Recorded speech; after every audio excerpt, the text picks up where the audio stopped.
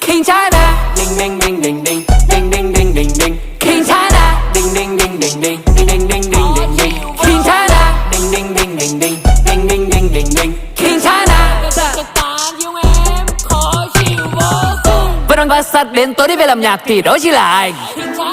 Vẫn đang chất rap nghệ An chất pha miền Trung anh răng rái. Đó là tại vì sao anh vẫn là hàng say với cái đôi găng tay. Vì chứng minh cho thấy là cái thằng đi đến từ một bàn tay vẫn có thể làm được không phải ăn mày. Thấy tên IDV on, tươi như là ly bia ngon.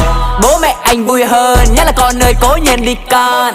Đón em trong con VinFast, phóng lên luôn là mấy chị em là muốn rap ngon như Lex luôn. Tan giòn tan cả nó pha là cuốn như